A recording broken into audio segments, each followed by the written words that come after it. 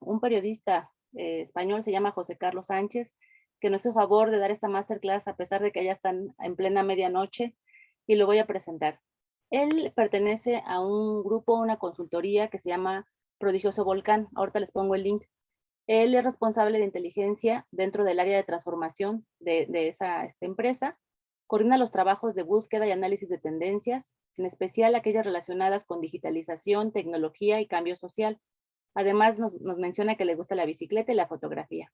Y bueno, la plática que va a dar el día de hoy básicamente trata conceptos básicos de la inteligencia artificial, cómo se usa y bueno, un poco relacionarla con la comunicación. Entonces, bueno, pues te dejo, José Carlos. Muchas gracias. Muchas gracias, Guadalupe. Bueno, muchas gracias a todas las personas que estén ya aquí y a quien se pueda ir conectando. Y nada, no importa que sean aquí medianoche, para mí vamos, es un placer siempre poder compartir y también tener visiones desde otros sitios, ¿no?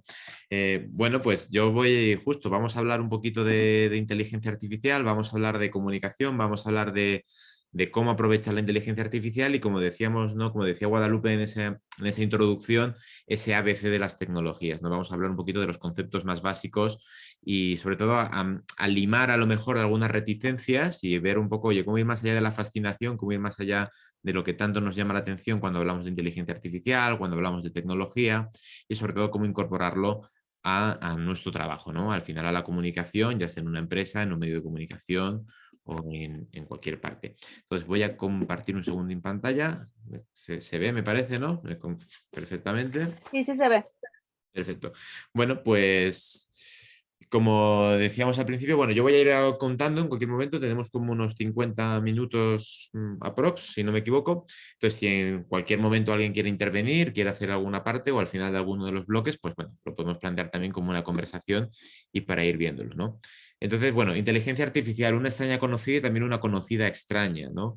No voy a sumar más a lo que ya ha contado Guadalupe, yo en efecto vengo de Prodigioso Volcán, somos esa empresa de transformación que decimos ofrecemos soluciones innovadoras de comunicación y en concreto sí que trabajamos mucho con medios de comunicación y con empresas que están buscando cómo incorporar también cuestiones digitales, cómo incorporar nuevas tecnologías, cómo reorganizar sus flujos de trabajo, por ejemplo, oye, queremos trabajar más con eso. Estamos acompañando a muchas empresas en su transformación digital, ¿de acuerdo? Pero hoy de lo que vamos a hablar sobre todo es de los conceptos básicos de la inteligencia artificial, de algunas experiencias de cómo utilizarlas y también de algunos quizá, de algunos interrogantes que nos quedan, ¿no? Y cuando hablamos de inteligencia artificial, muchas veces lo que nos viene a la cabeza es algo como esto, ¿no? Como el amigo Tom explicando en qué consiste. Si por ahí, I don't know why I need to speak Spanish. Puedes entenderme. Disfrutalmente no tengo nada de vocabulario y también mi gramática es el peor. ¿Qué tal, TikTok? Hola, estoy aquí en mi granja, en Colorado, en Telluride. Mi granja, soy feliz porque tengo muchos amiguitos. Y ellos son animalitos y con ellos me divierto. It's hot as hell. Este obviamente no es Tom Cruise, no hemos podido contratarle, no hemos podido traerle, yo no lo tengo en el teléfono móvil, es un deepfake, ¿de acuerdo? Es una simulación, es un impostor, por así decirlo, un impostor virtual, pero representa muy bien lo que pensamos o lo que muchas veces es ese relato dominante cuando hablamos de inteligencia artificial, ¿no? Estas cosas que tanto nos divierten como que a veces nos atemorizan un poco. Ahora es Tom Cruise, pero imaginemos que cambiáramos a un presidente, por ejemplo, que cambiáramos a otra persona. Por eso es importante ganar perspectiva, ¿no? Por eso es importante volver a los básicos, volver a esos conceptos que decía al principio, ¿no? Y al final cuando hablamos de inteligencia artificial, lo que hablamos es de la capacidad de ciertos sistemas informáticos para procesar y analizar información y actuar en consecuencia, ¿no? Esto es una definición muy básica, es una definición muy simple, pero es que es en realidad de lo que tenemos que fijarnos, porque entonces, si no porque cuando pensamos en inteligencia artificial nos viene a la cabeza una imagen como esta, pero oye, José Carlos, lo que estamos hablando es de la capacidad de ciertos sistemas informáticos para procesar información. ¿Por qué tú te refieres a algo más como esto, por ejemplo? ¿No? Porque sobre todo es muy importante que cuando hablemos de inteligencia artificial diferenciemos entre la inteligencia artificial fuerte, ¿de acuerdo? Y la inteligencia artificial débil. Paradójicamente, esta inteligencia artificial débil es la más fuerte hoy en día, es la que tenemos contacto con ella, ¿de acuerdo? Es decir, cuando hablamos de inteligencia artificial fuerte, estamos hablando de esa inteligencia artificial, esta es la división más básica que se puede hacer sobre la inteligencia artificial, pero también una de las más prácticas. Hablamos de una inteligencia artificial capaz de abordar decisiones de forma proactiva, deductiva y autoconsciente. Pensemos en la película de Her, por ejemplo, ¿no? Pensemos en la ciencia ficción, pensemos en esa inteligencia artificial que es capaz de relacionarse como un ser humano. Y cuando hablamos de inteligencia artificial débil, estamos hablando de una inteligencia artificial que resuelve problemas concretos y delimitados, que resuelve acciones muy particulares. Estamos hablando en realidad de la inteligencia artificial diaria, pensar en los asistentes virtuales, pensar en soluciones informáticas que tenemos, pensar incluso en los autocorrectores, pensar en los traductores automáticos, ¿no? Y toda esta explosión que estamos viviendo de inteligencia artificial tiene mucho que ver con la inteligencia artificial débil. En realidad, la única inteligencia artificial con la que tenemos relación hoy en día sería la débil. Y esto es algo que a veces se nos escapa, pero que conviene siempre recordar. Del mismo modo que, ¿por qué hablamos entonces tanto de inteligencia artificial, ¿no? Si la inteligencia artificial es únicamente débil, si es una inteligencia artificial muy enfocada que resuelve únicamente tareas concretas, ¿por qué hablamos tanto de ella? Lo primero es que la inteligencia artificial, pese a todo esta aura rompedora que tenemos, ¿no? De disrupción, de que está viniendo, no es una cosa novísima en realidad. Estamos hablando de una rama relacionada con las ciencias de la computación que tiene su origen en los años 50, ¿de acuerdo? En concreto, el término se considera que se acuña como tal en 1956, es en el consenso, ¿no? Es una conferencia de Dartmouth en la que se empieza a hablar. Sin embargo, luego hay diferentes etapas, no me voy a tener la cronología, si a alguien le interesa el tema es fácil encontrar información, el primer invierno de la inteligencia artificial, el segundo invierno, pero es cierto que en los últimos años, sobre todo en la última década, cada vez oímos hablar más de inteligencia artificial. Y oímos hablar además con usos más prácticos. Seguramente varios de los que estamos aquí nos acordemos en 2016, cuando todos los medios de comunicación sacaban aquella victoria de la inteligencia artificial, vence por primera vez a un jugador profesional del juego chino Go. Luego en 2018 Google lanzó el Google Duplex, que era también un servicio que podía reservar un asistente, bueno, un robot, por entendernos, no una inteligencia artificial, en el restaurante. Luego hubo mucha suspicacia, decía, oye, pero claro, esto no se identifica como que no es una persona. Y luego en 2020, sin ir más lejos, hace un añito únicamente, se publicó GPT-3, que es un modelo de lenguaje natural. Y esto también seguramente a varias personas nos suene porque era ya la capacidad de crear artículos desde cero, no únicamente que darle un contexto, hay que darle ni siquiera un contexto, una frase, oye, escríbeme sobre esto, y el modelo era capaz de producir un artículo periodístico entero.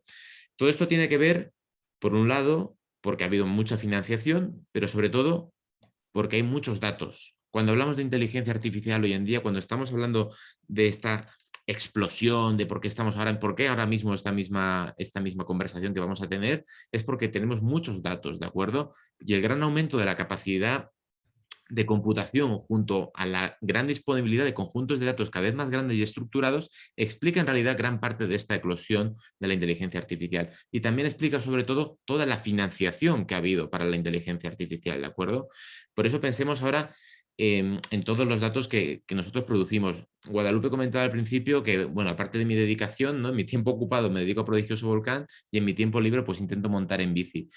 Únicamente, por ejemplo, si cualquier tipo de nuestros teléfonos, nuestros relojes inteligentes están generando datos continuamente, ¿de acuerdo? Entonces, lo que ocurre es que esta gran explosión de la inteligencia artificial tiene que ver con este procesamiento de los datos y sobre todo con una rama dentro de la inteligencia artificial que es lo que se conoce como aprendizaje automático, ¿de acuerdo? Aprendizaje automático, aprendizaje de máquinas.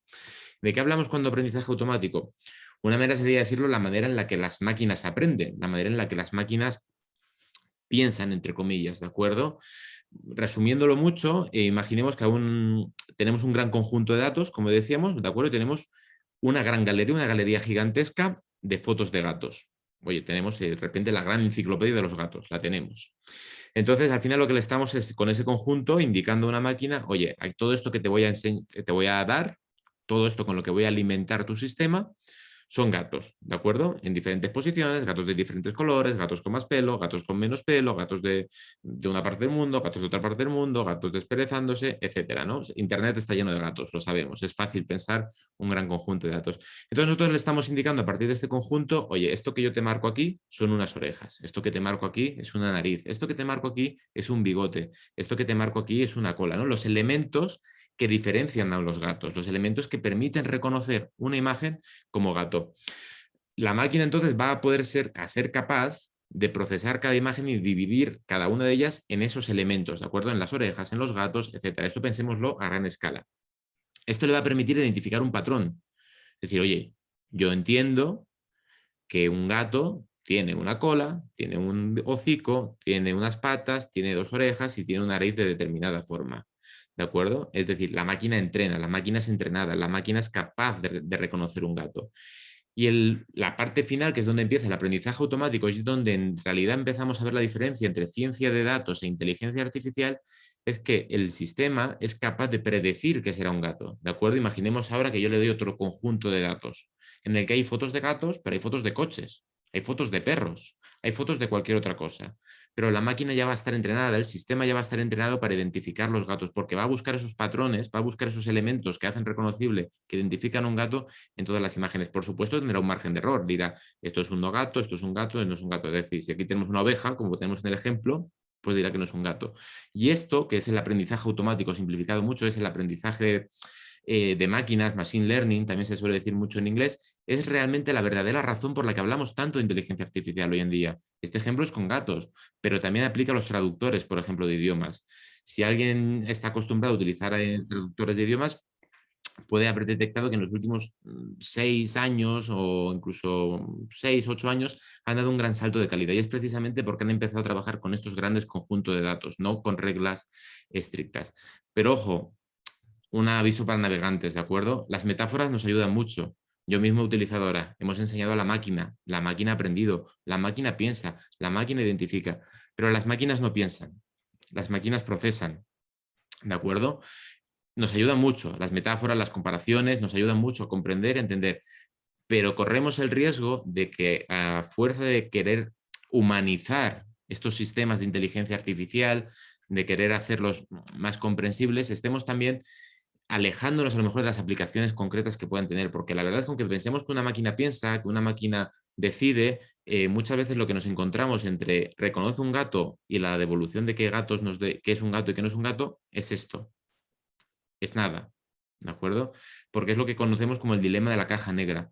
Muchas veces no sabemos qué ocurre dentro del sistema de inteligencia artificial, no podemos saber cuál es el proceso por el que una máquina detecta que esas imágenes se corresponden con lo que le hemos indicado, en este caso con un gato. Y la verdad es que los sistemas de inteligencia artificial a día de hoy no son ni transparentes ni neutrales. Somos incapaces de auditar las decisiones que toman, ¿de acuerdo? Somos incapaces de conocer por qué deciden una cosa u otra. Y esto es muy importante porque esto nos lleva a pensar en los datos con los que lo alimentamos, ¿no? Antes decíamos al principio, gran parte de la explosión que vivimos ahora con inteligencia artificial es la disponibilidad de grandes conjuntos de datos. Tenemos que pensar en esos conjuntos de datos, de dónde vienen, quién los ha guardado, quién los ha etiquetado. Imaginemos que ahora no hablamos de gatos, pero imaginemos que hablamos a lo mejor de posibles perfiles de morosidad. Entonces, el conjunto de datos que tuviéramos a lo mejor tiene una población sobrerepresentada, por ejemplo, o pensemos que a lo mejor este uso de la inteligencia artificial, un sistema de aprendizaje automático, se está utilizando para decidir si alguien debe seguir o no en un empleo, por ejemplo, en un entorno a lo mejor de reducción de... Hace poco había una noticia en la que se decía, creo que eran hasta 300 despidos en una empresa de Estados Unidos decididos por un sistema de inteligencia artificial.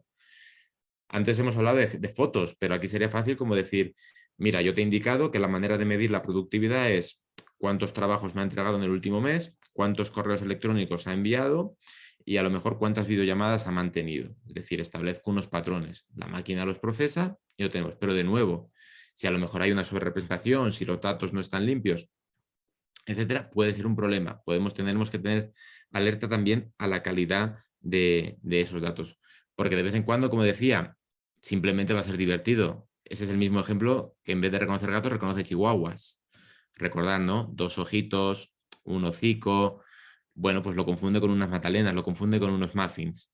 Pero también tenemos un ejemplo muy llamativo de 2016 en el que Microsoft lanzó su propio bot y lo lanzó a Twitter para que interactuara con las personas y al final, pues bueno, Tai, que se llamaba, se convirtió en, de nuevo yo cometí el mismo error de humanizarlo, pero se convirtió en una compañía muy poco recomendable, ¿no? Pues misógina, racista, homófoba, etcétera. Por eso es muy importante pensar en esos datos, ¿de acuerdo? En los orígenes, porque al final lo que tenemos es unos relatos mediáticos, unos relatos sobre la inteligencia artificial que nos hablan de este nuevo poder, que nos hablan a lo mejor de estas máquinas humanas, la inteligencia artificial hará, ¿no? Es una estructura muy típica de los titulares. La inteligencia artificial logra, ¿no? La inteligencia artificial no logra. Pero más allá de eso es cierto que no podemos saber cómo funciona y por eso es importante comprenderla, como decía al principio, ¿no? Ganar perspectiva, superar esa fascinación, pero también ese temor. Porque al final, aunque tengamos estas reflexiones, estos grandes titulares, estos grandes relatos, la realidad es que los algoritmos ya definen una parte muy importante de nuestra vida diaria. Y al final es una tecnología que tiene una gran capacidad transformadora, eso nadie lo va a negar, y aunque sigue fascinando y sorprendiendo, ya es una parte de herramienta disponible, a veces incluso sin saberlo. Muchas veces cuando un propio teléfono móvil clasifica las imágenes sin que se lo hayamos pedido y podemos buscar en nuestra nube, pero sobre todo debemos entender en qué consiste y desarrolla, ¿no? Y al final, como periodistas, como personas que trabajamos en empresas de comunicación, como personas que muchas veces tenemos una responsabilidad en contar esto a otras personas y sobre todo en ver cómo lo incorporamos a nuestras propias empresas, debemos saber exactamente de qué hablamos cuando hablamos de inteligencia artificial. Y este en realidad es el origen de la guía que está disponible para todo el mundo, ¿de acuerdo? En Prodigioso Volcán, que es una guía de inteligencia artificial enfocada precisamente para periodistas, ¿de acuerdo? Es una guía muy básica y pensada como una herramienta para explotar. Y al final no es el único documento de este tipo que se puede encontrar, pero sí que era un documento que en aquel momento en español no había mucho preparado y sobre todo con ese enfoque muy de divulgador y no de enfocarse únicamente en la tecnología por la tecnología, ¿de acuerdo? Sino en el uso de la tecnología. Pero más allá de esto, como decía, ¿por qué lanzamos esta guía en su momento? ¿De acuerdo? Porque hace ya, creo que fue el año pasado, la llegamos al mercado. Como yo decía, muchas veces trabajamos con empresas en sus procesos de transformación digital. Y cuando llegamos a una empresa de cualquier tipo, muchas veces la sensación es que cuando decimos, oye, vamos a ver cómo podemos incorporar diferentes tecnologías, vamos a ver cómo podemos mejorar estos procesos, la idea de decir, oye, pues yo quiero trabajar con inteligencia artificial. Y mucha gente se imagina algo así, ¿no? Dice, de repente va a llegar aquí el robot, ¿no? Y esa idea también de que un robot va a venir a levantarme la silla, cosa que si alguien nos levanta la silla seguramente no es un robot. Probablemente alguien nos levante algo, no alguien, algo nos levantará la silla, pero será más un programa en sí que otra cosa. Y esto nos lleva a que hoy en día, ¿de qué forma abordamos la inteligencia artificial desde el periodismo, desde la comunicación? Pues desde dos grandes focos, ¿no? Podríamos decir, por un lado, como un tema a cubrir, que es necesario hacerlo y aparte es necesario que lo cubramos superando el enfoque habitual de producto, el enfoque habitual de las secciones de tecnología, ¿no? Incluso eso que decía, oye, vamos a ir corrigiendo poco a poco todos esa idea de la inteligencia artificial logra, la inteligencia artificial detecta, no, la inteligencia artificial como una herramienta. ¿Quién está detrás de esto? ¿Qué equipo ha logrado? ¿No? ¿Para qué la utilizan? Y luego también un enfoque que tiene que ver con la inteligencia artificial ya no como tema social, ya no como una cuestión a cubrir, sino como una herramienta más de trabajo diario, que puede optimizar procesos de reporterismo, de distribución de la información y sobre todo de la monetización del contenido, ¿no? Y entonces, de nuevo, esto nos lleva a tener ejemplos como este propio del New York Times, que es lo que decía, oye, yo quiero ver de qué manera voy a hablar de los deepfakes, ¿no? Antes teníamos al principio a Tom Cruise, pues este es un ejemplo del New York Times en el que explicaba cómo de fácil podía ser hoy en día incluso crear o generar rostros virtuales, rostros que no existen, y las implicaciones que esto podía tener, desde reseñas, perfiles falsos en redes sociales, pero también, bueno, pues era una manera de, oye, algo que en realidad ellos están haciendo desde una perspectiva de alerta, pero también se puede utilizar como una herramienta de entretenimiento, como por ejemplo se hace en algunos programas de televisión. En el caso de Estados Unidos hay varios, aquí en España, por ejemplo, pues también hay algunos programas que tienen una pequeña sección de deepfakes, ¿no? Entonces, al final es lo que decíamos al principio, la inteligencia artificial es compleja. Cuando uno va más allá de sus grandes discursos, cuando uno va más allá del relato, cuando uno va más allá de esa idea de la inteligencia artificial robará tu empleo, la inteligencia artificial nos dominará, y empieza a plantearse cómo trabajar con ella, empieza a plantearse para qué la quiere utilizar, los dominios, los subdominios, es decir, las ramas en las que la inteligencia artificial puede dividirse, se vuelven más complejas. Pero por eso, documentos como la guía que presentábamos al principio, u otros cursos que puede haber abiertos y gratuitos, incluso esta propia maestría, pueden ser muy útiles para ir conociendo esos básicos y saber, por ejemplo, que si estamos hablando de un sistema que ve, ya podemos plantearnos, vale, si identifica o no lo que ve, ya se trata, vale, pues entonces si sí que lo identifica, es bueno, está usando visión artificial, está procesando imágenes, podrá tener algo que ver con inteligencia artificial. ¿Está escuchando ese sistema, por ejemplo? ¿Sí o no? Vale, si me está escuchando, como podría ser a lo mejor un altavoz inteligente, ¿está respondiéndome de forma coherente? Sí, vale. Pero además, ¿está transcribiendo lo que me dice? Pues oye, no, ni responde, no, vale, pues entonces olvídate, no es inteligencia artificial. Pero si sí que me está respondiendo de forma coherente, diciendo, modulando sus respuestas a partir de lo que yo digo, está utilizando procesamiento del lenguaje natural, ¿de acuerdo? Está utilizando una rama de la inteligencia artificial que se basa también en aprendizaje automático. O sea, recordar al principio decíamos, inteligencia artificial, fuerte, débil. Y dentro de la inteligencia artificial, la manera en la que entrenamos los sistemas, aprendizaje automático. Y ese aprendizaje automático lo podemos aplicar a estas ramas, a visión artificial, a procesamiento del lenguaje natural, a reconocimiento de voz, etcétera, ¿de acuerdo? Y al final se trata también un poco de que guías como esta es una en concreto de MIT Technology Review, que es muy útil para también poder poner un poquito alertas en el camino de qué es y no, qué es y qué no es inteligencia artificial, ¿no? Pero entonces llega el momento en el que decimos, vale, yo quiero utilizar la inteligencia artificial, es decir, ya he pasado la parte de la fascinación y estoy en un medio, estoy en la empresa, estoy preparando un proyecto final también de maestría, quiero ver cómo cómo puedo incorporarlo a mi trabajo, ¿no? A día de hoy la inteligencia artificial en el ámbito de la comunicación, por supuesto, tiene un componente de automatización de contenidos, de producir contenidos de forma automática, pero también esa idea de devolver a la vida personajes. Tenemos un podcast, por ejemplo, producido aquí en España, X-Ray, que recrearon la voz a partir de registros sonoros guardados del dictador Francisco Franco. Eso es también como un recurso que, más allá de la curiosidad o la gracia, poder decirlo, es un recurso narrativo, nos puede ayudar a contextualizar mucho mejor una historia, por ejemplo, ¿no? A decir, oye, es que sabemos que esto fue dicho en una reunión o fue dicho en un evento a puerta cerrada, porque tenemos los registros históricos, por ejemplo, pero no hay grabación del momento. Pues de nuevo la inteligencia artificial nos puede permitir contar mejor esa historia, porque nos va a permitir explicar cómo podía haber sido el haber escuchado aquello, pese a que no haya registro, nos va a permitir recrear eso, ¿de acuerdo? Nos va a permitir además lo que habría sido una ficción a través de un actor hace un poco tiempo, ahora podría ser con la misma voz, el mismo timbre, el mismo registro que el personaje original. Y sobre todo nos va a permitir analizar grandes cantidades de documentación, ¿no? Recordemos eso que decíamos al principio, datos, datos, datos. Y estos son solo algunos ejemplos. A la hora de simplificarlo, cuando hablamos de comunicación, son tres áreas las que se dibujan claramente, ¿vale? Tenemos esa parte del trabajo más puro y bonito, en mi opinión, también del periodismo, ¿no? Que es esa idea del reportero, de quien tiene que trabajar con fuentes, de quien tiene que ir a la calle, de quien tiene que dar forma a la historia, de quien tiene que buscarlo. Ahí la inteligencia artificial no solo puede ayudar en las partes más mundanas, por así decirlo, es decir, ¿quién no ha deseado muchísimas veces, y que afortunadamente cada vez es más fácil, que las entrevistas se transcriban solas, por ejemplo, ¿no? ¿Quién no ha deseado muchas veces ya tener ese apoyo de decir, oye, que casi se autocompleten ciertas frases, o de tener un libro de estilo que pudiera ser de consulta automática? Entonces, esa parte de, digamos, de herramientas de utilización ya es algo que incluso vamos naturalizando y muchas veces no nos damos cuenta, pero es inteligencia artificial lo que hay detrás de ello, ¿de acuerdo? Pero también puede ser una gran aliada a la hora de buscar pistas, por ejemplo, ¿no? Si yo tengo un conjunto de documentos de un organismo oficial muy grande y necesito procesarlos de forma más ágil y detectar un poco las pistas, y yo que luego con mi olfato periodístico pueda ver dónde está la historia, la inteligencia artificial puede ser una gran aliada, ¿no? Recordemos, aparte de lo que decíamos al principio, las inteligencias artificiales no piensan, no son personas, no tienen ese contexto compartido. El contexto lo va a dar el reportero, lo va a dar la persona. Hay otra parte relacionada con el trabajo periodístico, que es la producción, ¿no?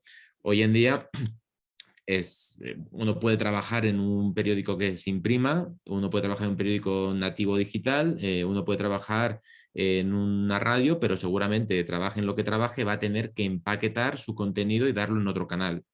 O va a ser adaptarlo para redes sociales, o va a tener que adaptarlo en formato vídeo, o va a tener que adaptarlo para a lo mejor redes sociales, ¿no? Como puede ser, por ejemplo, un envío por Telegram, un envío por WhatsApp, etcétera.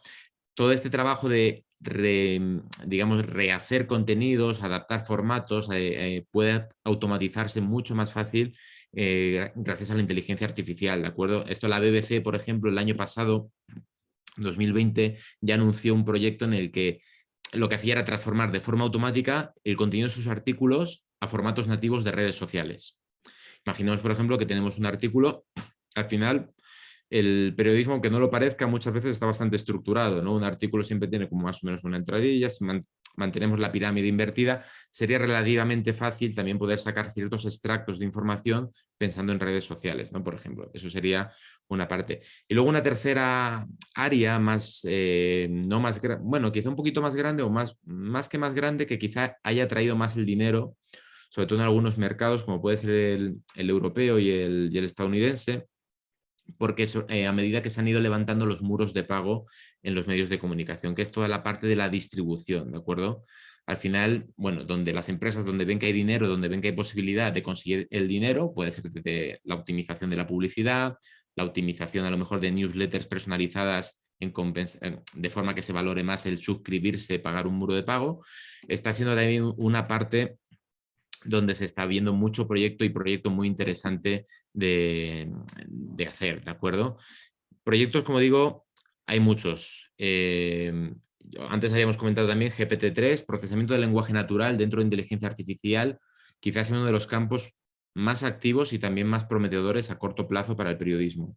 Al final trabajamos con las palabras, ¿no? Trabajamos con contar historias de un modo u otro.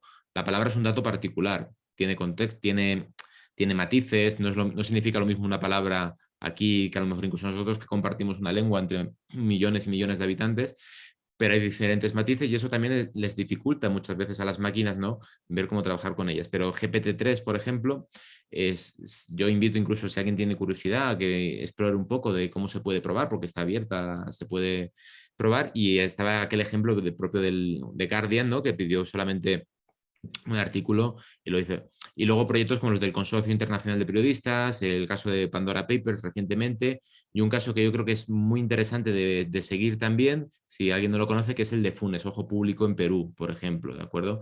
En el que era un poco esta idea que comentábamos antes del reporterismo, en el que la inteligencia artificial, insisto, no va a tomar la decisión, no es el reportero, es decir, aquí el reportero o la reportera se apoyaba en la inteligencia artificial, que era quien, a través de 20 indicadores, analizaba una serie de documentos públicos y decía, oye, aquí hay algo que quizá sea una historia, aquí hay algo que quizá signifique corrupción, ¿de acuerdo? Entonces era una manera de guiar el trabajo del periodista, ¿no? La responsable del proyecto lo explicaba muy bien y decía, estábamos combinando un poco el olfato algorítmico, ¿no? Esa especie casi de periodista algorítmico, con el verdadero olfato periodístico del redactor que conocía el contexto compartido, o sea, que conocía, perdón, el contexto común que tenían en el país y que sabía identificar, oye, pues es que esto en realidad es un dato mal puesto, no, es que esto a lo mejor sí que puede ser una historia, ¿de acuerdo? Y luego también nosotros mismos desde Prodigioso Volcán también pensamos muchas veces cómo trabajar con la inteligencia artificial y cómo llevarla a los medios de comunicación, ¿vale? Yo voy a traer dos casitos que son propios nuestros y porque explican muy bien cómo podríamos aplicar la inteligencia artificial. Uno es Grafía. Grafía es un proyecto que se desarrolló en Prodigioso Volcán 2018-2019 con apoyo de Google en este caso, ¿vale? Del Fondo de Innovación para Google. Y la idea es justo lo que estamos viendo toda esta última parte de la conversación, ¿no? Cómo facilitar el trabajo del periodista. Pensemos en una noticia muy típica, unos datos del desempleo, los resultados económicos a lo mejor de un partido de fútbol, perdón, los resultados económicos de una salida a bolsa, los resultados deportivos de un partido de fútbol. Uno empieza a hacer la redacción y al final es un gráfico que es muy básico, es un gráfico de barras, es un gráfico que puede ser de líneas, pero son gráficos que salen mucho, ¿no? Es decir, el propio de la inflación, gráficos muy recurrentes. Lo que estamos aquí viendo era una manera de que a la vez que el redactor estaba escribiendo, el sistema leía el texto, es decir, reconocía el contenido de ese artículo y sugería de forma automática el gráfico que lo podía acompañar, ¿de acuerdo? Y aparte lo estaba pintando. Y tú únicamente tenías que decir, de acuerdo, este gráfico es correcto, pum, lo inserto y me lo llevo, ¿no? Imaginemos el caso de María, ¿no? María es nuestra periodista típico. María es una periodista de negocios. Entonces, a primera hora, como decía, de la mañana divulgan un nuevo dato del paro en España. Por ejemplo, aquí tenemos una serie en España de una serie de indicadores que salen cada mes y otra serie de indicadores que salen cada trimestre y siempre son los mismos y aparte beben de la misma fuente, ¿no? Del Instituto Nacional de Estadística. Después de escribir algunas palabras, María está trabajando en su gestor de contenidos, que además lo tiene accede desde Google Chrome, y en Google Chrome le envía una señal de alerta. Oye, sé que estás escribiendo sobre los datos de desempleo.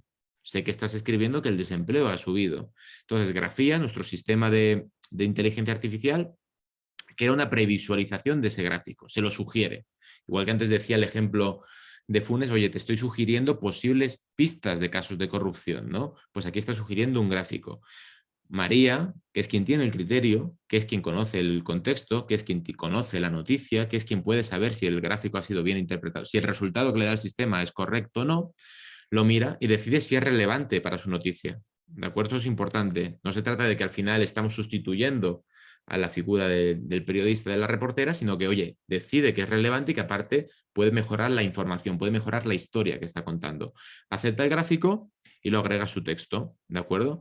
Esto tiene varias implicaciones. María, como reportera, va a poder mejorar su información y hacerlo de forma más rápida, pero los equipos de infografía, los equipos visuales, van a poder centrarse en otras tareas de mayor valor añadido. Porque al final, por ejemplo, un gráfico de desempleo es muy fácil de hacer, es decir, siempre es igual. Y a lo mejor pueden centrarse en explicar fenómenos más complejos, como podría ser, imaginemos, una catástrofe, como podría ser a lo mejor pues, fenómenos realmente complejos, ¿no? Estoy pensando, por ejemplo, bueno, ahora es que estamos aquí en España con un volcán que llevamos un mes en erupción. Pues, oye, pues a lo mejor un buen gráfico interactivo de cómo funciona el volcán, cuánto queda en la cámara magmática, es un trabajo que tiene más sentido, va a aportar más para un medio, poder ofrecer esa narrativa, poder ofrecer esa forma de contar esa noticia, que a lo mejor un gráfico del desempleo, que va a ser una cuestión de barras.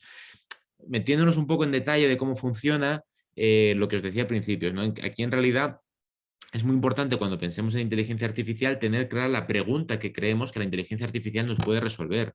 Aquí la pregunta sería, ¿cómo puedo simplificar el proceso de producir gráficos recurrentes? Es decir, sé que mis periodistas pierden mucho tiempo o mis equipos de visual dedican demasiado tiempo a producir gráficos que son fácilmente automatizables. Pues aquí lo que estamos viendo es el proceso un poco el itinerario, trabajando en ese CMS desde Chrome. Chrome detecta el texto, como decíamos. Entonces, tiene una serie de una base de datos de acuerdo con esos gráficos preconfigurados y sabe además de dónde recoger los datos, fuentes oficiales, tipo Eurostat, tipo Instituto Nacional de Estadística en España, es decir, organismos oficiales, lo procesa y al final te lo devuelve, ¿de acuerdo? Este es un ejemplo que aparte se puede saber más, dejo aquí la URL si alguien tiene curiosidad, losdelvolcan.com/grafía. Esto es un uso de inteligencia artificial, ¿de acuerdo? Y decíamos al principio, ¿cómo puedo ganar tiempo en mi proceso de producción periodística, en mi proceso de reporterismo, etcétera? Pero imaginemos que si nos preguntáramos, oye, ¿cómo puedo saber si el contenido, si las noticias que estoy haciendo, si mis propios textos o los textos que están haciendo mis equipos, ya sea un medio, sea incluso una empresa, son claros, se entienden, ¿no? Y ahí es donde, por ejemplo, nosotros tenemos un proyecto dentro de la compañía que se llama Clara, que es un asistente de inteligencia artificial para medir la calidad de los textos, ¿de acuerdo? En este vídeo se va a explicar.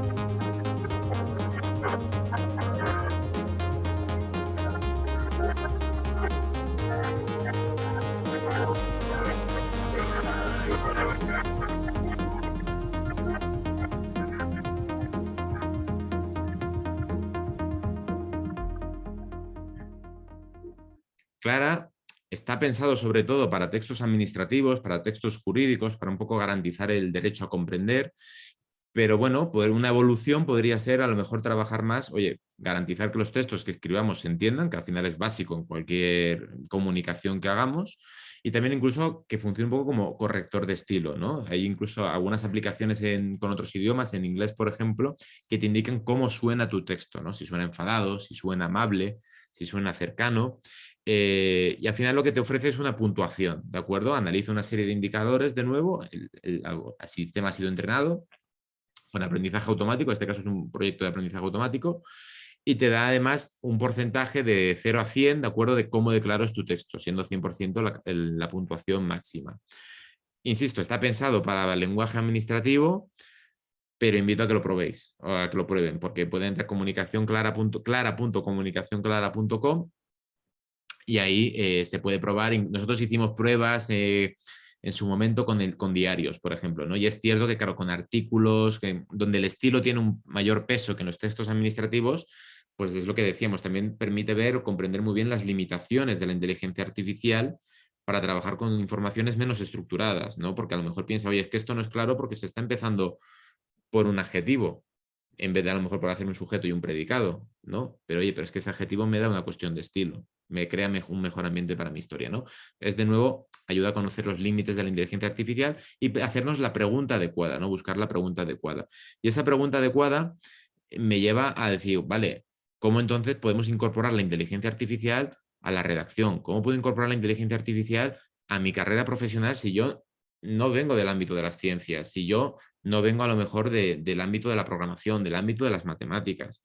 Vuelvo a la imagen que decíamos antes, ¿no? Muchas veces pensamos que trabajar con inteligencia artificial tiene que ver con esto, pero no se trata de ser robots, no se trata de convertirnos en robots, ¿no?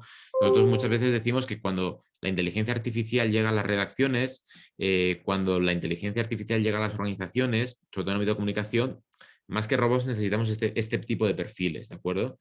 Esta imagen en concreto, este es Alfonso X, uno de los reyes de los reinos que había en España, y lo que hay alrededor son traductores, son intérpretes que le permitían sobre todo establecer relaciones comerciales con otras poblaciones, ¿no? Con otras culturas en aquel momento. Lo que estamos hablando es de trujamanes, o como se dice de una forma más técnica y menos bonita, roles puente. ¿De acuerdo? Estamos hablando de esos roles puente entre los equipos editoriales y los equipos tecnológicos, porque al final conocer la inteligencia artificial, trabajar con ella, no se trata de tener ese conocimiento experto, sobre todo de ser programadores. Vuelvo de nuevo, insisto, y a lo mejor lo estoy repitiendo porque encima, como son las 12, ya tengo voy un poco así, pero la idea de la pregunta, ¿no? Los mejores proyectos son los más interdisciplinares. Si sabemos, por ejemplo, que yo lo que tengo es una necesidad de automatizar gráficos, de conocer posibles puntos de corrupción, de facilitar la manera en la que mi contenido se traduce, perdón, se convierte en otros formatos para redes sociales, puedo buscar al equipo con el que vaya a trabajar, ¿de acuerdo? Y esto es algo que se está viendo mucho en los medios hoy en día. Esa creación de equipos interdisciplinares, de decir, oye, vamos a trabajar en lo que a veces se llama como laboratorios o comunidades de aprendizaje, ¿no? ¿De acuerdo? Son lugares en los que vas a tener perfiles que te van a hacer, que van a conectar esas necesidades más editoriales, esas necesidades más periodísticas con una posible solución tecnológica. Y a lo mejor el periodista que tiene claro para qué querría utilizar la inteligencia artificial, que ya sabe que la inteligencia artificial permite automatizar parte de los procesos, permite encontrar patrones, permite establecer predicciones, va a saber que a lo mejor, oye, yo quiero saber de todas estas imágenes en cuáles aparece un helicóptero, porque estoy analizando vuelos fantasma, por ejemplo, ¿no? Hay miles de casos de uso, pero es importante tener esa capacidad de hacer las preguntas, porque el periodismo al final siempre ha sido muy colaborativo, aunque tengamos esa idea de la firma, tengamos esa idea del gran reportero, pero siempre hay una cuestión de trabajo muy colaborativo. Y en el caso de trabajar con la tecnología, con la inteligencia artificial, es más importante que nunca tenerlo en mente. Y ya vamos yendo hacia la parte final para poder conversar, pero sobre todo si tuviéramos que resumir 10 claves para relacionarse con la inteligencia artificial, serían estas, ¿no? Estas proceden de la guía que presentaba al principio, que pudimos trabajar el año pasado, pero sobre todo recordar que la inteligencia artificial existe, o sea, no es una tecnología futurista ni distópica, está en el día a día de muchas compañías, incluso está en nuestro día a día sin que a veces seamos conscientes de ello. Y al igual que los motores, la electricidad, Internet, al igual que muchos otros desarrollos tecnológicos, ahora nos parecería impensable seguramente volver a la máquina de escribir para redactar nuestros trabajos, nuestros contenidos, nuestras noticias. La gestión de la información a través de inteligencia artificial también se convertirá en un estándar, se irá estandarizando, se irá normalizando, ¿de acuerdo? Por eso tenemos que pensar siempre, y especialmente si lo hacemos como periodistas que estamos en el lado de los medios de comunicación, cubriendo la información, que la aplicación de la inteligencia artificial va más allá de lo tecnológico, ¿de acuerdo? Va más allá de lo científico, que tiene que ver cuestiones relacionadas con la privacidad, tiene que ver cuestiones relacionadas con la ética, cuestiones relacionadas con el desarrollo social, ¿de acuerdo? Brecha digital, quién se queda atrás, quién no se queda atrás, cómo podemos incorporar desarrollos de inteligencia artificial a mercados emergentes. Hay un informe reciente muy bueno sobre, por ejemplo, aplicación periodística de inteligencia artificial en mercados emergentes. Y también, sobre todo, que la implementación de la inteligencia artificial muchas veces es vista como una amenaza, los deepfakes, hemos visto a la falsa, crear información falsa, pero también puede ayudarnos mucho a la verificación y trazabilidad de la información disponible. Imaginemos, por ejemplo, que pudiéramos comprobar a partir de este reconocimiento de patrones fácilmente si una imagen, que eso ocurre mucho, una imagen ya ha sido publicada o fue publicada en otro momento, ¿no? Esto puede ser como hacer una búsqueda inversa en un buscador, pero también nos puede permitir encontrar sistemas para que tengamos esos sistemas de alerta ante la desinformación. Y al final también en el mundo digital, en el que los algoritmos de las grandes corporaciones deciden buena parte de que vemos, resulta imprescindible conocer cómo funciona, ¿no? Nosotros hay un chascarrillo que solemos decir es, está la web, el Internet profundo, ¿no? Está el Internet oculto, en el que se pueden comprar lo que no se debe comprar, y luego está la segunda página de Google, de resultados de Google, a la que nadie llega, ¿no? Entonces ya damos por sentado que, oye, pues está esa parte. Igual que saber que la información que a mí me va a devolver un buscador no va a ser la misma información que le va a devolver a otra persona. Y eso incluso aplicándolo al propio trabajo periodístico, como decíamos antes. Oye, si estamos trabajando cada vez más con inteligencia artificial o con sistemas que incorporan cuestiones de inteligencia artificial, como pueden ser los resultados o las recomendaciones de un buscador web, saber que si yo busco como periodista, a lo mejor estoy transmitiendo mis propios sesgos. Es decir, si yo vengo de cierto contexto socioeconómico, mis búsquedas van a estar influidas por ese contexto socioeconómico sin que yo lo sepa muchas veces o por mis búsquedas anteriores. Ya decía antes, los mejores proyectos son más interdisciplinares y luego, sobre todo, avanzar hacia que esos procesos sean más transparentes, más revisables, ¿no? Es decir, intentar abrir las cajas negras siempre que se pueda y hacerlo también para que sea más accesible, que sería el punto 8. Y al final, me voy ya directamente al punto 10, es cierto que hay gran esperanza, ¿de acuerdo?, en esa contribución a una mejora global, pero también hay grandes dificultades. Y al final una tecnología de tanta capacidad transformadora, si no logramos que llegue a más gente, si no logramos trabajar de forma más colaborativa con ella, si no logramos que se pueda incorporar a diferentes empresas, también podrá producir muchas desigualdades.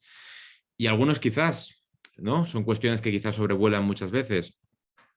El fin, muchas veces decíamos esa imagen del robot, ¿no? Uno de los grandes interrogantes es si las máquinas reemplazarán a los periodistas, hasta qué punto la automatización de las redacciones se convertirá en pérdidas de puestos de trabajo y si podría afectar a la calidad. Bueno, pues de eso nadie tiene respuesta. Siempre es cierto que toda transformación tecnológica implica nuevos perfiles. Nosotros el otro día estábamos también trabajando internamente y ya veíamos que incluso algunas organizaciones pedían o estaban planteándose perfiles similares a lo que podía ser una especie de auditor de algoritmos, ¿no? Y también luego incluso cuestiones relacionadas con la propia deontología o la propia ética de la inteligencia artificial en el ámbito de la automatización aplicada a los contenidos. Hemos comentado el ejemplo de Google Duplex, ¿no? Que la gente no quería saber, que no quería, digamos, que un robot, una voz artificial no se identificara y le hiciera una llamada. Pues a lo mejor tenemos que identificar los contenidos que han sido generados por una inteligencia artificial, que han sido generados de forma automática. No tenemos que hacerlo, ¿no? Que de nuevo, muchas veces esto pensamos que son como debates novísimos, pero es la cuestión que siempre nos ha planteado también. Las noticias que proceden de agencias de noticias, por ejemplo, debían ser firmadas como agencias de noticias, identificadas como la fuente original, no atribuyéndoselas al propio medio, ¿no? Juntos, ese otro quizá. Bueno, yo creo que la inteligencia artificial es una gran oportunidad, sobre todo para la convergencia y para la sinergia de disciplinas, desarrolladores, lingüistas, expertos en datos, ingenieros, muchas otras ramas juntas para al final crear un mejor periodismo, para crear una mejor manera de contar historias, para crear una mejor manera de llegar y sobre todo hacer cosas que quizá de uno solo no podría ser capaz de hacer. Y luego quizá de los más interesantes también, ¿no? Porque al final estamos aquí en esta conexión Madrid-México, España-México. El español es el segundo idioma con más hablantes nativos del mundo, después del chino y por encima del inglés. Pero las tecnologías en inteligencia artificial, todos los sistemas de desarrollo de procesamiento del lenguaje natural tienen una competencia mucho mayor en inglés. Y eso es algo que también debemos ir un poco corrigiendo, porque si no estaremos siempre a expensas de lo que se haga en otros idiomas. Antes decía al principio, con el ejemplo del gato, hacen falta un conjunto de datos muy grandes estructurados para entrenar un algoritmo, para entrenar un sistema de inteligencia artificial. Imaginemos una manera de entrenar, imaginemos no, porque es así, una manera de entrenar este tipo de sistemas podrían ser las entradas de Wikipedia. Pese a que el español es el segundo idioma con más hablantes nativos del mundo, si comparásemos el número de entradas de Wikipedia, o de páginas web simplemente, que hay escritas en inglés, con el número de entradas de Wikipedia que hay escritas en español, no recuerdo la cifra exacta, pero es una diferencia de millones, es muy grande la diferencia. Entonces, esto nos lleva a proyectos muy interesantes, desde abrir ciertas bases de datos, hacer un corpus del español mucho más global, ver de qué manera podemos trabajar con las diferentes bibliotecas nacionales o documentos y sobre todo crear una inteligencia artificial capaz de trabajar de manera más rica el idioma español, ¿no? El idioma español. Y a raíz de esto, justo traigo, porque esta mañana se ha presentado, por si alguien también tiene curiosidad para que pueda, le interesan los temas de lengua, le interesan los temas de cultura, echar un vistazo al decálogo ético para una cultura digital panhispánica que se ha presentado esta mañana por el Instituto Cervantes, ¿de acuerdo? Tiene un foco además muy panhispánico, tiene un foco incorporando todo lo que es América Latina, etcétera, y son 10 puntos, aquí solo traigo los títulos, pero que lo desarrollan y dan una idea muy acertada o digamos o bastante capilar de los puntos o de varios de los desafíos que tiene la inteligencia artificial, sobre todo desde el punto de vista de la relación del idioma con las máquinas y al final de nuestra relación como personas con las máquinas, porque al final nos relacionamos con el idioma.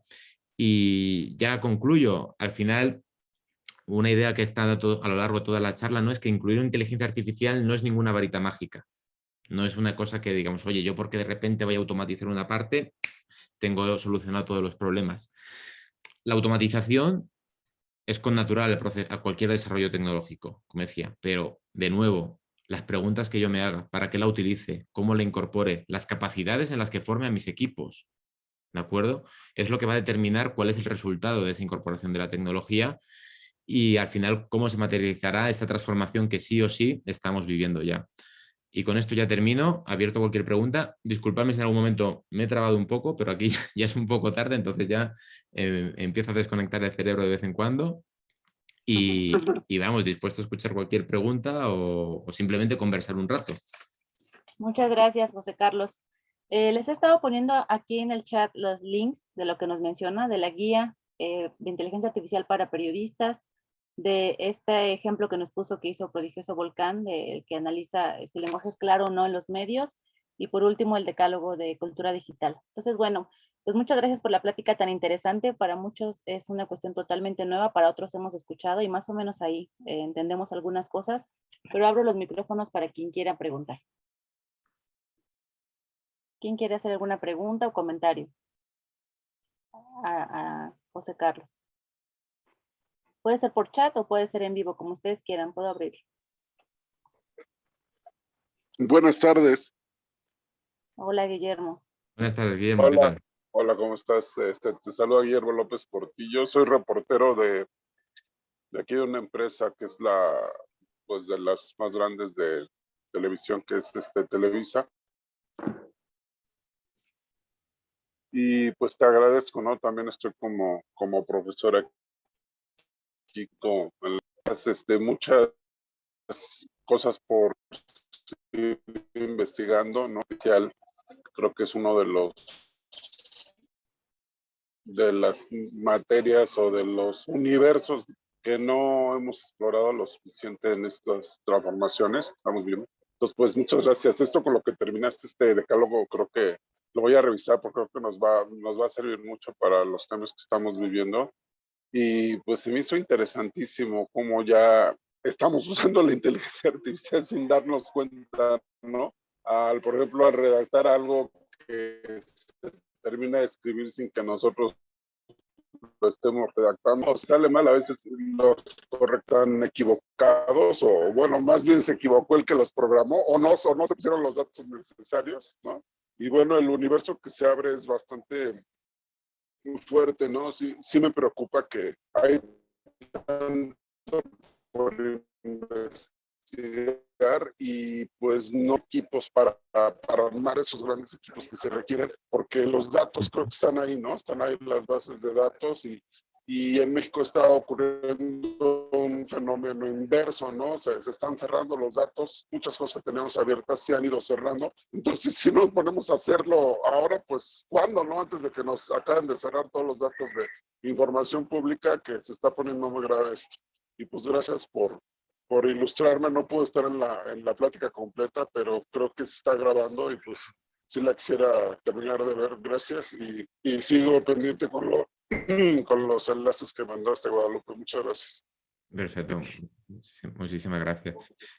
Bueno, hay una parte que he oído, pero bueno, es justo esa parte que comentabas, Guillermo, es muy relevante precisamente, ¿no? El de también un poco esa cuestión no únicamente, como decíamos al principio, de la tecnología por la tecnología, sino de también garantizar las condiciones para poder aprovechar la tecnología, ya incluso desde la organización de los equipos o esos roles puente que también decíamos de traducir necesidades editoriales a periodísticas, también es un poco una manera de limar las asperezas o de tumbar barreras dentro de los equipos para que se vean no como una intrusión, ¿no? El hecho de la inteligencia artificial, y también de cara fuera de las organizaciones, muy buen punto justo el abogar porque las bases de datos estén abiertas y porque la información sea pública y porque se pueda acceder a ella, claro. Y aparte que se pueda acceder a ella, que se pueda acceder en formatos con los que se pueda trabajar con ella.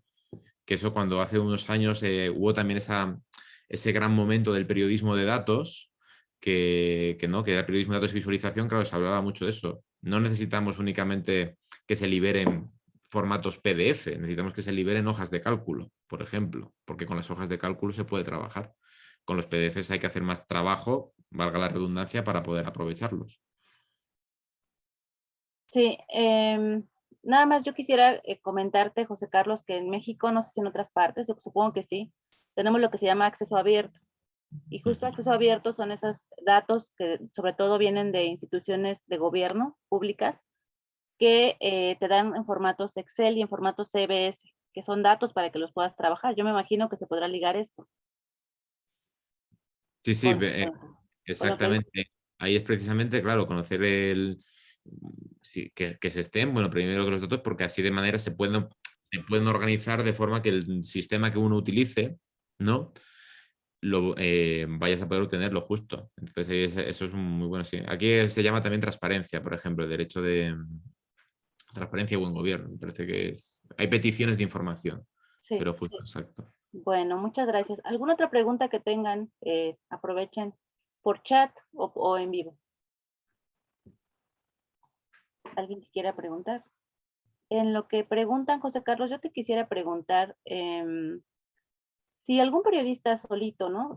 Quisiera empezar ya en esto, además de leer la guía que les pusimos aquí en el link, ¿no? ¿Por dónde empieza? ¿En qué invierte? ¿Qué aprende? Decías tú un poco que no se necesita tanto conocimiento básico, pero bueno, en realidad si estamos hablando como de ya meterte de fondo, creo que sí tendría que el periodista tomar algún curso, algo parecido, ¿no? Sí, yo creo que ahí hay un rol muy interesante. Bueno, luego, por supuesto, depende también de las inquietudes de cada persona, ¿no? Igual hay mucha gente que se mete a hacer trabajos de lingüista computacional también. Y entonces, no, pero a mí me parece un producto muy interesante desde la perspectiva, un perfil muy interesante desde la perspectiva de los medios y las organizaciones de comunicación, que es la figura de responsable de producto, ¿no? De product owner, que tendría mucho que ver con esa cuestión de casi de Trujamán que decíamos, ¿no? Es alguien que va a conocer qué se está haciendo, que va a conocer aplicaciones, casos de uso, y va a poder un poco hacer esa labor de dirección de orquesta para que los proyectos lleguen a buen puerto, para salgan a la luz, ¿no? Entonces, yo tengo un perfil sobre todo de cultura tecnológica, ¿no? Yo creo que podría ser una manera también de definirlo. Oye, tenemos que incorporar la cultura tecnológica en las redacciones, tenemos que incorporar la cultura, la curiosidad tecnológica, en el sentido de saber, primero la primera barrera, que es la básica, es decir, quizá esto se pueda hacer, no sé con qué, pero quizás se puede hacer, ¿de acuerdo? Y luego la propia experiencia, pues ya te dirá viendo, pero sobre todo esa figura a mí me parece como una parte muy, muy interesante. Justo esta mañana estaba yo revisando, por ejemplo, un estudio académico, ¿no? En el que preguntaba, normalmente siempre se pregunta a la gente de redacción, se pregunta a los perfiles editoriales o periodísticos cuál es su relación con la tecnología, pero muchas veces no se pregunta a los perfiles tecnológicos cuál es su relación con el periodismo. Y como decía al principio, también esa idea de que las máquinas no tienen ese contexto compartido, no tienen ese sentido común. Entonces, al final, los perfiles muchas veces tecnológicos tienen muy claro cuál es su rol, ¿no? Cómo actúan. Es decir, oye, yo incorporo una herramienta, incorporo una solución, ¿de acuerdo? Pero el uso lo tiene que determinar alguien que tenga ese bagaje o ese conocimiento de las dinámicas propias de una redacción, de una información, de un ciclo noticioso. Entonces yo creo que ahí hay una ventana de oportunidad, hay una ventaja que las personas que hayan podido trabajar en redacción, las personas que tengan una formación periodística, las personas que tengan una inquietud periodística, ¿no? Pueden aprovechar muy bien para quedarse de esa figura de responsabilidad, ¿no? Y entonces yo creo que ahí hay una cuestión de aprender cierta parte de gestión, por supuesto una cuestión de gestión de proyectos, una cuestión de base tecnológica, pero insisto, no necesariamente aprender a programar, ¿de acuerdo? Todo lo que se aprenda está bien, pero no aprender a programar. Y quizá también, aquí hay diferentes opciones de abordarlo, pero como la tecnología también cambia tan rápido, ¿no? Por supuesto, mantenerse al día, pero a lo mejor también como formaciones más pequeñas que a lo mejor de repente un gran máster, por decir, una gran, no un gran máster, me decir a lo mejor como una nueva titulación, ¿no? Sería difícil coger una titulación que tardara 5 años o etcétera, luego pudiera estar esa parte. Entonces yo creo que la figura, sobre todo un rol, me parece que ahora se está viendo mucho, es esa evolución de alguien que ha trabajado, imaginemos un jefe de sección, por ejemplo, ¿no? Que luego pasa a trabajar más con esa labor de coordinación de proyectos más tecnológicos, más de inteligencia artificial, por supuesto. Porque al final lo que necesitamos muchas veces y lo que nosotros vemos muchas veces en los proyectos de consultoría que hacemos es personas capaces de definir y trasladar una estrategia a la hora de utilizar la tecnología. Muchas veces el problema no es de incorporación de tecnología, porque aparte como el mercado también ha crecido mucho, ya no hace falta ni siquiera muchas veces el desarrollo en casa propio, ¿no? Pero sí de incorporar o definir una estrategia para esa tecnología. Muy bien, muchas gracias. ¿Alguna pregunta que tengan o comentario para José Carlos? Sí, Fabiola, nos haces la pregunta, de favor. Sí, perdón, tengo un poco de ruido aquí donde vivo. Se oye, no pasa nada. Bueno, primero agradecerte, José Carlos, fue una charla muy interesante. Creo que esto de la inteligencia artificial es súper importante, más ahorita con esto de la pandemia.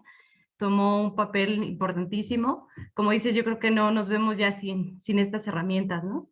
Entonces, a partir de eso estaba pensando en esta aplicación de Clara, que si entendí bien es una herramienta para evaluar estos textos científicos, pero yo me pregunto hasta qué parte o dónde más bien encuentran como la objetividad o racionalidad de lo que le dan a los textos. Uh-huh. ¿Dónde como se aterriza esa parte, ¿no? O sea, cuando utilizas la herramienta y dejas que lo haga por ti, ¿cómo aterrizas esa racionalidad o esa objetividad en los trabajos o proyectos? Vale. Bueno, el caso de Clara en concreto lo que analiza es la claridad, bueno, son textos administrativos, o sea, son textos de trámites, pedir una ayuda, una subvención, son relaciones con la administración, ¿no? Son textos normalmente muy farragosos, muy jurídicos, y el objetivo es, justo antes hablábamos, ¿no?, del derecho del acceso a la información y tal, garantizar que se expresan de forma clara, es decir, que el ciudadano, la ciudadanía lo pueda entender. Entonces, en el caso de Clara, lo que son unos indicadores como el número de palabras por frase, el número el número de adjetivos, es decir, hay una serie de indicadores que es lo que mide. Si quisiéramos, es decir, la claridad no equivaldría en este caso a que el texto fuera objetivo o no, ¿vale? Que eso sería una cuestión más difícil de medir, porque tiene justo lo que indicaba Fabiola, ¿no? Que claro, que es una cuestión que tiene mucho que ver con la propia interpretación o la subjetividad del humano, ¿no? Incluso aquí podríamos abrir el debate de si existe o no la objetividad o si en realidad es la búsqueda honesta de la verdad únicamente, etc. Entonces, en el caso de Clara, mide la claridad. Si quisiéramos plantear un modelo similar para viendo cómo se hace con la cuestión de la objetividad, sería más complicado. Hay algunas iniciativas similares, pero que en realidad lo que hacen es más que un análisis. Bueno, por ejemplo, hay un proyecto que se llamaba, creo que era, no recuerdo si de Trust Project, me parece, pero era una serie de indicadores y comprobar que estaban siempre presentes en las noticias, es decir, X número de fuentes citadas y enlazadas, X número de declaraciones, que la noticia estuviera fechada siempre y tuviera además la fecha de actualización de esa noticia, ¿no? Es decir, no solo cuando se ha publicado, sino cuando se ha editado. Entonces, una serie de indicadores que hablaba más que de la objetividad, diría como de la transparencia o el buen hacer de la noticia. No conozco a día de hoy, no conozco algo específico de objetividad, pero creo que sería complicado porque, bueno, es difícil, ¿no? Además, cada vez vamos a una polarización más grande, sobre todo en los medios de comunicación, pero sería de unos indicadores. Sí que está esa parte de casi del buen hacer, ¿no? De cuestiones que te indican que, oye, que una noticia te da todo lo que debes tú tener como lector para valorar si es objetiva, si está bien construida al menos. Pero en el caso de Clara, insisto, lo que mide es la claridad, es decir, si se entiende o no un texto. Ok, muchas Muy gracias. bien, muchas gracias. Tenemos una pregunta más, José Carlos, de Aline. Dice, gracias por esta excelente plática. Espérenme un segundo porque... Ya. Espérenme. Ya, listo, perdón. Entonces, dice, Aline, gracias por esta excelente plática. Quisiera saber cómo debo usar la IA para realizar fact-checking en las noticias. Gracias. Vale, bueno, ahí sería ver de nuevo, explorar si hay alguna, probablemente haya a lo mejor alguna solución, alguna herramienta que ya esté disponible, pero de nuevo yo me diría, no, ahora mismo no sabría decir una concreta, pero me volvería a las preguntas que hacemos, ¿no? Por ejemplo, no sé si es más de la perspectiva del lector o incluso como cuando yo como redactor o redactora podría valorar hacer algo, pero el tema de las imágenes podría ser una manera, ¿no? Es decir, aquí también tendríamos una cuestión de si tenemos sistemas entrenados, a lo mejor en el que pudiéramos pasar un vídeo y reconocer las personas que aparecen en ese vídeo, porque eso hay proyectos que sí que lo hicieron, ¿no? Con los parlamentarios, por ejemplo, para identificar en una fiesta qué parlamentarios habían acudido. Pero sobre todo sería ver exactamente qué parte yo quisiera comprobar dentro de fact-checking. Si, por ejemplo, me vuelvo al ejemplo de las imágenes, que quizás es más fácil. Oye, yo quiero comprobar si las imágenes que se están utilizando, que me han compartido, ya no pienso a lo mejor una noticia, a lo mejor una comunicación que me llega por redes sociales, ¿es un bulo o no?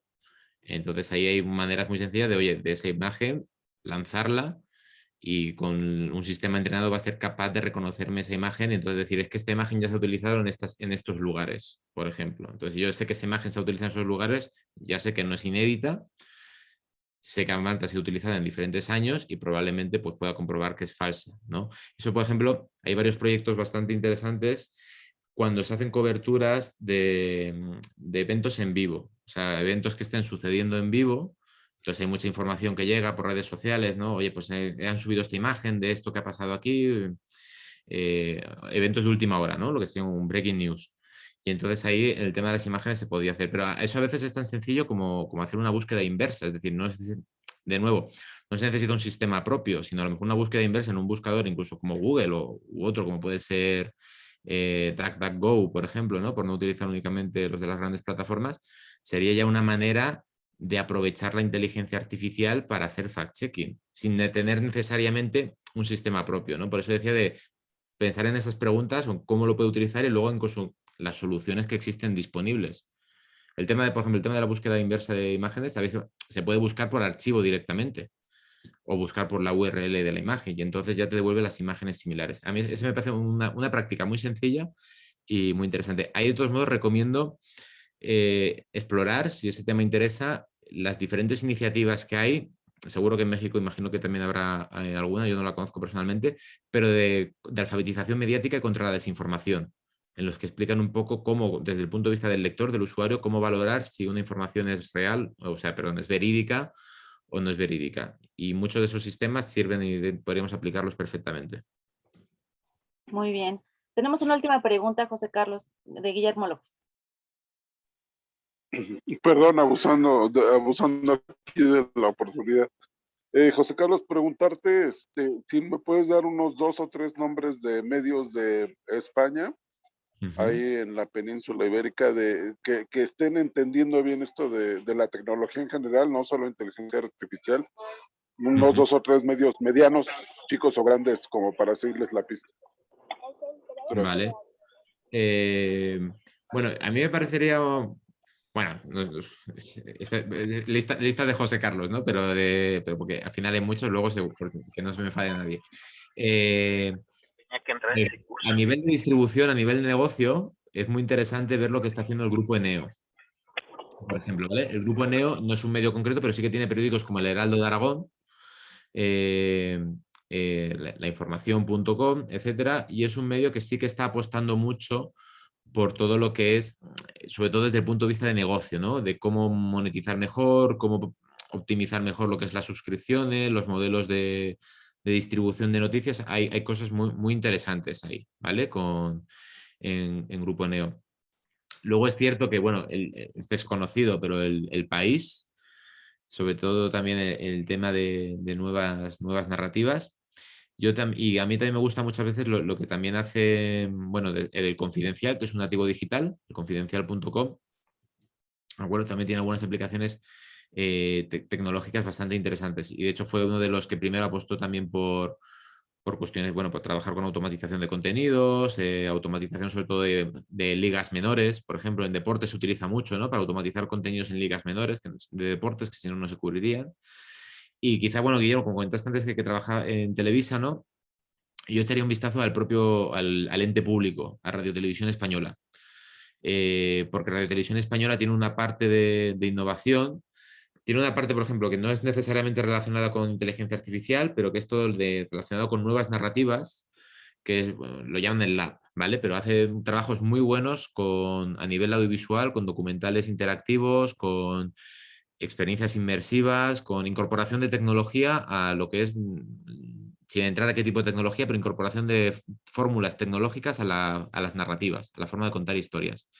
Y ahí Televisión Española hace cosas bastante interesantes. Incluso en radio también han sacado hasta algunos papers contando de cómo aprovechan también la inteligencia artificial para mejorar lo que es la clasificación y distribución de las noticias, ¿no? Es decir, pues hacer cortes y tal.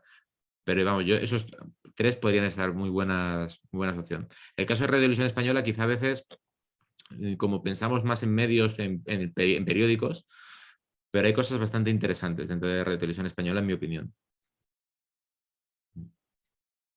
Muy bien, pues creo que ya dejamos ir a José Carlos a que duerma porque ya es más de medianoche allá.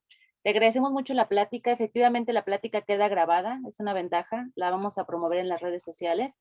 Y bueno, por último, nada más preguntarte cómo te pueden contactar o a Prodigioso Volcán en caso de que quieran hablar más con ustedes, estar en contacto con ustedes. Bueno, Prodigioso Volcán, directamente en la web hay un botón de prodigiosovolcán.com y tenemos ahí como un acceso. En redes sociales, por supuesto, en Twitter, @losdelvolcán. Y a mí personalmente se me puede contactar a través de LinkedIn, sería la mejor manera. José Carlos Sánchez a través de LinkedIn y un mensaje y ahí estoy disponible para cualquier duda o pregunta. Muy bien, bueno, pues ahora sí nos despedimos, pero antes les quiero recordar que la próxima semana tenemos una masterclass sobre criptomonedas y contratos inteligentes, jueves 25 de noviembre a las 17 horas. Si quieren saber la programación, está en nuestro Facebook. Y bueno, pues muchísimas gracias a todos. Buena tarde, José Carlos, buen descanso.